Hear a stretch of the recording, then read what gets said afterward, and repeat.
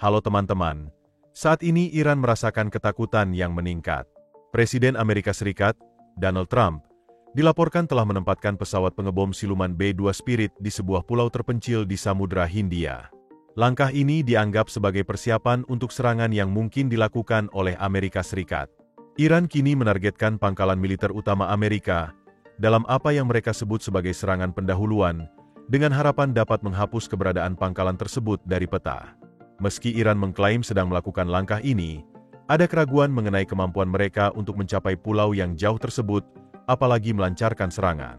Semua ini dimulai dengan sebuah surat yang ditulis oleh Trump, di mana ia mengajak Iran untuk kembali ke meja perundingan terkait program nuklirnya yang terus berkembang. Iran berambisi untuk membangun senjata nuklir yang dapat memperkuat posisinya di Timur Tengah, menjadikannya salah satu suara dominan dalam geopolitik kawasan. Saat ini, Iran telah memperkaya uranium hingga 60% U-235, sementara sebagian besar senjata nuklir memerlukan tingkat pengayaan 90% U-235 untuk dapat beroperasi. Selain itu, Iran juga telah memasang sentrifugal dan tidak lagi berkooperasi dengan Joint Comprehensive Plan of Action, atau rencana aksi komprehensif bersama yang sebelumnya disepakati dengan Amerika, Rusia, Prancis, dan Inggris, yang bertugas memantau aktivitas nuklirnya. Iran semakin mendekati pengembangan perangkat nuklir, dan Donald Trump tampaknya tidak senang dengan situasi ini. Namun, dapat dikatakan bahwa masalah ini sebagian besar merupakan hasil kebijakan Trump selama masa jabatannya yang pertama sebagai Presiden Amerika Serikat. Trump menarik Amerika Serikat keluar dari rencana aksi komprehensif bersama dan lebih memilih untuk menargetkan Iran dengan serangkaian sanksi yang dirancang untuk melumpuhkan ekonominya. Rencana Trump berhasil dalam beberapa aspek ekonomi, tetapi dengan Amerika sebagai pialang utama dalam Joint Comprehensive Plan of Action, Rusia dan, hingga batas tertentu, China bersekutu dengan Iran, sehingga kesepakatan tersebut menjadi berantakan. Trump ingin merundingkan kesepakatan baru, tetapi Iran menolak tawaran tersebut. Sekarang, Trump memposisikan pesawat pengebom Amerika di sebuah pulau bernama Diego Garcia sebagai ancaman. Dia menegaskan bahwa Iran harus kembali ke meja perundingan. Jika tidak, mereka akan menghadapi konsekuensi serius. Namun, Iran menolak untuk melakukan negosiasi langsung dengan Amerika Serikat. Presiden Iran, Masoud Pezeshkian, menyatakan bahwa mereka merespons surat dari Presiden Amerika melalui Oman, tetapi menolak opsi pembicaraan langsung, meskipun terbuka untuk negosiasi tidak langsung. Bagi Trump, ini tidak cukup. Dia ingin pendekatan pemerintahannya terlihat tegas, seperti yang telah dia lakukan dalam konteks Ukraina dan Rusia. Menurutnya, negosiasi tidak langsung tidak akan membantunya mencapai tujuan yang diinginkannya. Oleh karena itu, dia memutuskan untuk mengerahkan pembom di Diego Garcia, memperingatkan bahwa jika kesepakatan tidak tercapai, opsi militer akan dipertimbangkan. Dalam sebuah wawancara dengan NBC pada tanggal 29 Maret, Trump menyatakan bahwa jika Iran tidak membuat kesepakatan, dia akan mengenakan tarif sekunder pada mereka, seperti yang dilakukannya 4 tahun lalu. Namun, ancaman tersebut tidak diambil ringan oleh Iran. Mereka kini mengancam akan menyerang pulau yang ingin digunakan Amerika sebagai titik peluncuran bagi pembom B-2-nya. Selain itu, Iran juga mengancam semua negara yang bekerja sama dengan Amerika Serikat.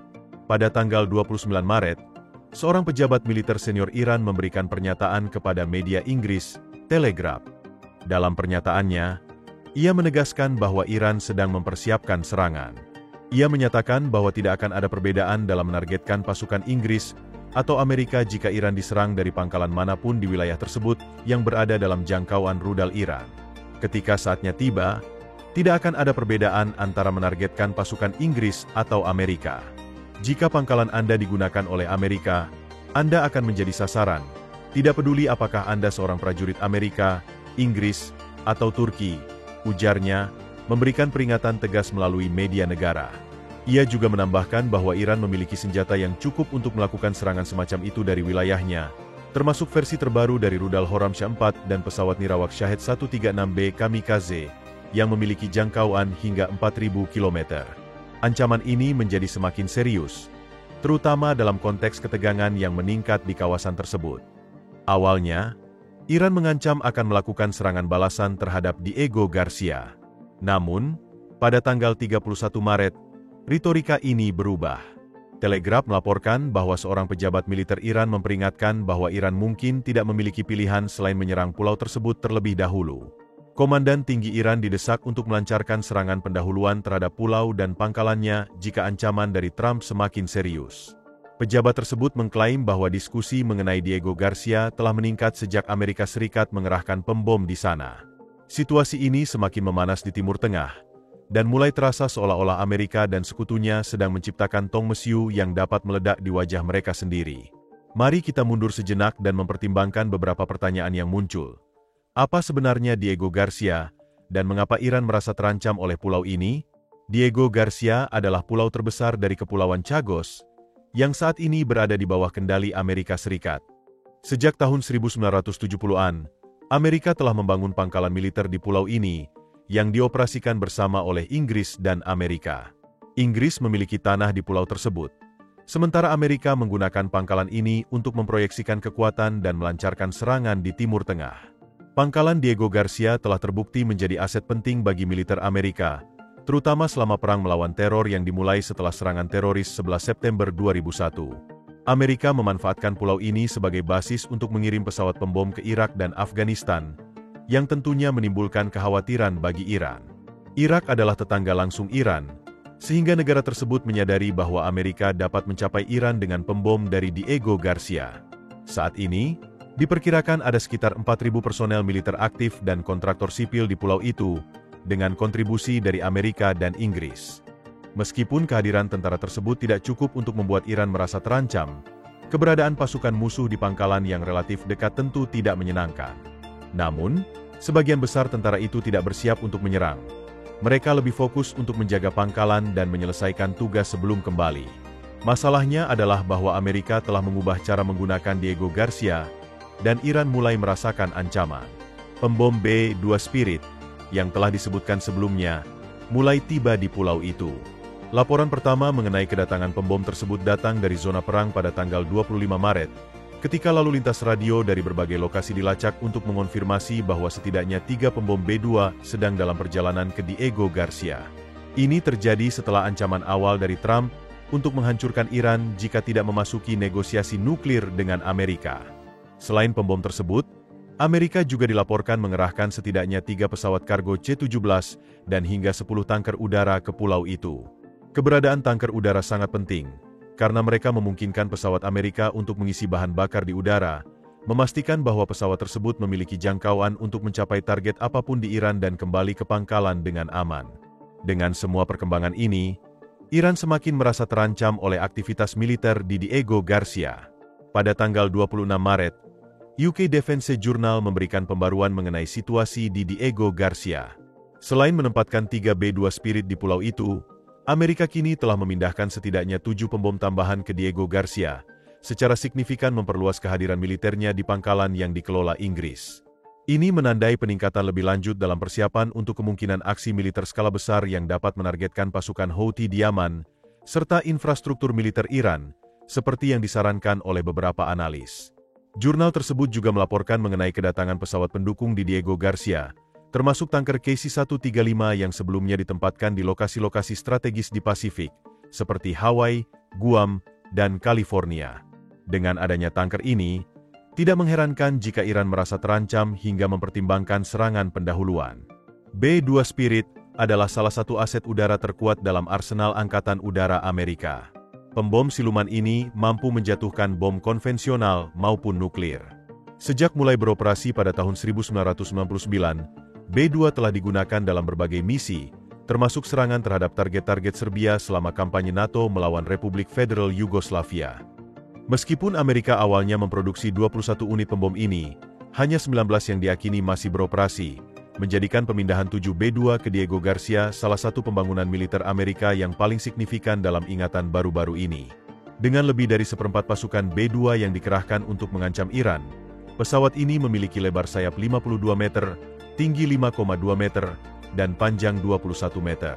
Ditenagai oleh 4 mesin turbofan General Electric F118G100, masing-masing mampu menghasilkan daya dorong 7.865 kg. B-2 memiliki kemampuan untuk mencapai kecepatan subsonik tinggi, hanya sedikit di bawah kecepatan suara. Dengan jangkauan maksimum mencapai 11.100 km, dan dengan tambahan jangkauan dari tanker udara yang ditempatkan di Diego Garcia, B-2 dapat menjangkau target yang lebih jauh. Pesawat ini juga dapat terbang pada ketinggian 15.000 meter, memungkinkan B-2 untuk berada di luar jangkauan sebagian besar sistem pertahanan udara yang mungkin dikerahkan oleh Iran. Namun, mungkin yang paling mengkhawatirkan bagi Iran mengenai B-2 dari sudut pandang militer adalah potensi muatannya. B-2 adalah pesawat serbaguna yang dapat membawa hingga 80 ranjau Mark 62C, masing-masing seberat 226 kg. Meskipun Iran tidak terlalu khawatir tentang ranjau ini karena mereka tidak bersiap untuk pertempuran laut, yang lebih mengkhawatirkan adalah kemampuan B-2 untuk membawa hingga 80 bom Mark 82 dengan berat yang sama yang digunakan untuk menyerang target di darat. Tergantung pada misinya, B-2 juga dapat dilengkapi dengan bom GBU-38, GBU-31, dan hingga 16 bom Mark 84 yang masing-masing seberat 907 kg, serta berbagai rudal, termasuk AGM-154 dan AGM-158. Aspek nuklir dari pembom ini juga menjadi perhatian serius bagi Iran. B-2 mampu membawa dan menjatuhkan hingga 16 hulu ledak nuklir B-61, B-612, atau B-83. Jika Amerika benar-benar serius dengan ancaman nuklirnya, B-2 juga dapat memuat hingga 8 bom B-61 ke peluncur putar pesawat. Bom ini memiliki berat 544 kg dan dapat menghasilkan ledakan setara dengan 400 kiloton, yang lebih dari cukup untuk menghancurkan sebagian besar kota di Iran. Dengan semua potensi ancaman ini, Iran tentu tidak ingin melihat pembom siluman yang menakutkan ini beroperasi di langitnya. Itulah sebabnya mereka mempersiapkan serangan pendahuluan terhadap Diego Garcia. Namun, ini mengarah pada pertanyaan penting. Apakah Iran bahkan mampu menyerang pulau tersebut? Pertanyaan ini cukup rumit, karena Diego Garcia terletak jauh dari Iran, tepatnya di Samudra Hindia. Menurut laporan, pulau ini berjarak sekitar 4.080 km dari perbatasan selatan Iran. Jarak ini bukanlah masalah bagi Amerika. B-2 dapat menempuh jarak lebih dari 2 kali lipat dari itu, dan hampir 3 kali lipat dengan bantuan tanker udara. Hal ini memastikan bahwa B-2 dapat melakukan kampanye pengeboman di hampir manapun di Iran dan masih dapat kembali ke pangkalan dengan aman. Opsi serangan Iran terhadap Diego Garcia terlihat cukup terbatas. Dalam pernyataannya kepada Telegraph, seorang pejabat Iran yang tidak disebutkan namanya mengklaim bahwa Iran memiliki rudal yang mampu menyerang pulau tersebut, secara khusus menyebutkan versi terbaru dari Khorramshahr. Namun, tampaknya pejabat itu mungkin tidak sepenuhnya akurat dalam penjelasannya. Ia mungkin merujuk pada Khorramshahr 4 yang diluncurkan oleh Iran pada Mei 2023. Rudal ini menggunakan bahan bakar hipergolik yang dapat disimpan dalam tangki selama beberapa tahun, memberikan keunggulan dalam waktu persiapan peluncuran yang hanya 12 menit. Jika Iran ingin meluncurkan serangan pendahuluan menggunakan rudal ini, mereka seharusnya tidak mengalami kesulitan dalam pelaksanaannya. Khorramshahr 4 juga dirancang dengan fitur canggih. Badan rudal terbuat dari bahan komposit yang kuat, membuatnya lebih sulit untuk ditembak jatuh.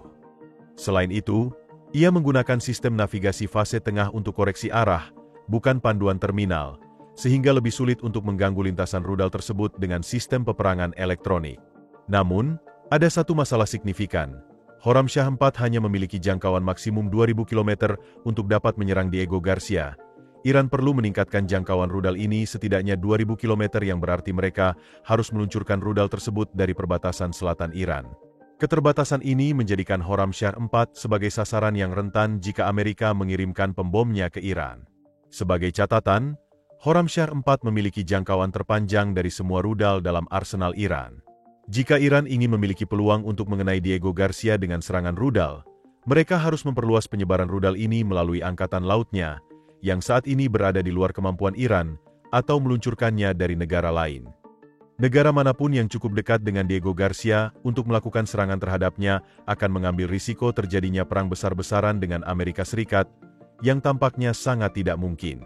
Dalam konteks ini, pejabat militer Iran mengusulkan opsi lain, yaitu penggunaan drone Shahid, khususnya drone Shahed 136B Kamikaze.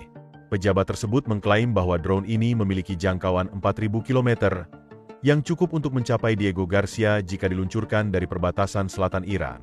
Drone ini juga cukup portabel untuk diluncurkan dari kapal, memberi Iran opsi untuk memposisikan armadanya di Samudra Hindia untuk melakukan serangan pendahuluan.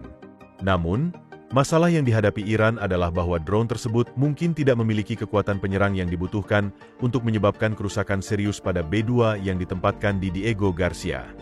Meskipun Shahed 136B merupakan versi yang lebih baik dari model aslinya, peningkatan tersebut tidak cukup signifikan untuk secara substansial meningkatkan kecepatan drone yang hanya mampu melaju hingga 185 km per jam. Tidak hanya itu, Shahed 136B tidak dapat mempertahankan kecepatan tertinggi tersebut sepanjang perjalanan dari Iran ke Diego Garcia. Drone ini jauh lebih lambat dibandingkan B-2 dan tidak dapat mencapai performa yang sama. Jika Iran memutuskan untuk menggunakannya, Amerika dapat dengan mudah melawan dengan memuat B-2 dengan rudal anti-udara yang dirancang untuk menembak drone keluar dari langit, di samping pertahanan udara yang kemungkinan besar telah dipasang di Diego Garcia. Dengan demikian, penggunaan drone mungkin bukan pilihan yang efektif bagi Iran. Sementara itu, Iran memiliki angkatan udara, meskipun jauh dari prestasi yang mengesankan. Menurut Global Firepower, yang meranking 145 negara berdasarkan kekuatan militer mereka setiap tahun, Iran menempati posisi ke-20 di dunia dalam hal angkatan udara berdasarkan volume aset. Dengan 552 pesawat, termasuk 188 jet tempur, 21 jenis pesawat serang, dan 10 pesawat misi khusus, Iran juga mengoperasikan armada tanker dengan 6 pesawat. Hal ini memberikan Iran kemampuan untuk meniru taktik Amerika dengan menggunakan pesawat pengisi bahan bakar udara, memastikan pesawat mereka dapat mencapai Diego Garcia untuk menjatuhkan bom atau menembakkan rudal sebelum kembali ke markas. Namun, ada satu masalah besar, angkatan udara Iran sangat ketinggalan zaman. Sebagai contoh, jet tempur paling canggih yang dimiliki Iran adalah stok kecil F-4 Phantom II, yang menunjukkan betapa terbatasnya kemampuan mereka dalam menghadapi ancaman modern. Jet-jet tempur yang dimiliki Iran, seperti F-4 Phantom II, merupakan pesawat yang diproduksi di Amerika dan pertama kali diluncurkan pada tahun 1958. Saat itu, F-4 Phantom II adalah monster yang memecahkan 16 rekor dunia untuk ketinggian dan kecepatan antara tahun 1959 hingga 1962. Meskipun jet ini mengesankan, desainnya yang sudah hampir 70 tahun tidak akan banyak berarti menghadapi kekuatan Angkatan Udara Amerika Serikat yang jauh lebih canggih. Selain itu, F-4 memiliki jangkauan maksimum hanya 2.816 km, yang dapat ditingkatkan dengan bantuan tanker udara. Namun, sebagai pesawat non-siluman, F-4 akan mudah terdeteksi oleh Amerika saat dalam perjalanan, sehingga kemungkinan besar akan ditembak jatuh sebelum dapat menimbulkan kerusakan apapun. Aset udara Iran lainnya termasuk F-14 Tomcat, yang terkenal melalui film Top Gun, dan F-5E Freedom Fighter, yang sedikit lebih modern dibandingkan F-4. Namun, kedua jet ini juga merupakan produk Amerika dan jauh tertinggal dibandingkan dengan kemampuan yang dapat dikerahkan oleh Amerika saat ini. Amerika memahami desain dan kemampuan jet-jet ini dengan sangat baik, sehingga mereka dapat dengan mudah mengatasi ancaman yang mungkin timbul dari pesawat-pesawat tersebut. Di luar itu, Iran hanya dapat mengandalkan pesawat-pesawat era Soviet yang sudah ketinggalan zaman dan jet-jet tempur tua dari Cina, seperti Chengdu J-7 dan F-7 Vischan, yang diperkenalkan pada tahun 1966. Singkatnya, serangan Angkatan Udara Iran terhadap Diego Garcia tampaknya sangat tidak mungkin dilakukan. Dengan rudal jarak jauh yang dimiliki, Iran tidak dapat menjangkau pulau tersebut, dan drone terbaik mereka pun hanya mampu mencapai titik tertentu sebelum terdeteksi. Satu-satunya opsi yang tersisa adalah Angkatan Laut Iran, namun kondisi mereka juga tidak mendukung. Menurut Global Firepower, Iran memiliki angkatan laut terkuat ke-34 di dunia berdasarkan total aset, meskipun peringkatnya naik ke posisi 15 jika mempertimbangkan tonase. Iran memiliki 107 kapal yang mampu mengusung 223.500 ton air, dengan sebagian besar merupakan frigat, seperti Iran Jamaran dan Iran Alfan. Namun, tidak ada yang benar-benar dapat menandingi kekuatan kapal-kapal Amerika.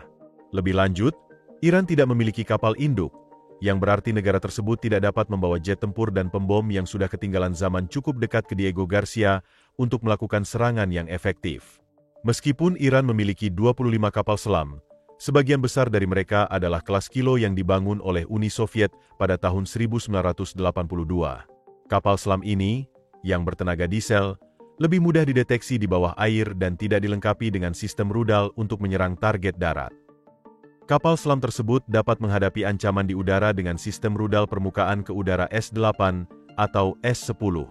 Namun, Kecuali Amerika menerbangkan B-2 dalam formasi rendah dan Iran berhasil mengidentifikasi pesawat siluman tersebut menggunakan radar yang sudah ketinggalan zaman, rudal yang diluncurkan tidak akan menimbulkan banyak ancaman. Masalahnya bagi Iran adalah meskipun mereka sering berbicara tentang meluncurkan serangan pendahuluan terhadap Diego Garcia, sebagian besar senjata yang mereka miliki tidak siap untuk menjalankan misi tersebut. Rudal jarak jauh Iran tidak dapat mencapai pangkalan tersebut. Drone terbaik mereka dapat melakukannya tetapi bergerak cukup lambat untuk terdeteksi dan ditembak jatuh sebelum mencapai tujuan. Kini, dengan pernyataan Iran tentang kemungkinan serangan pendahuluan, mereka telah memperingatkan Amerika untuk bersikap defensif. Ini mungkin berarti kita akan melihat kapal perusak Amerika dan bahkan kemungkinan kapal induk tiba di pangkalan dalam waktu dekat. Apa pendapat Anda tentang dorongan Iran untuk melakukan serangan pendahuluan di Diego Garcia? Apakah itu mungkin? Dan jika demikian, bagaimana menurut Anda Amerika dan Inggris akan menanggapi? Bagikan pemikiran Anda di kolom komentar dan jangan lupa untuk berlangganan untuk mendapatkan komentar terbaru tentang perkembangan di Timur Tengah. Kunjungi juga video lainnya untuk mendapatkan informasi lebih lanjut. Terima kasih dan sampai jumpa.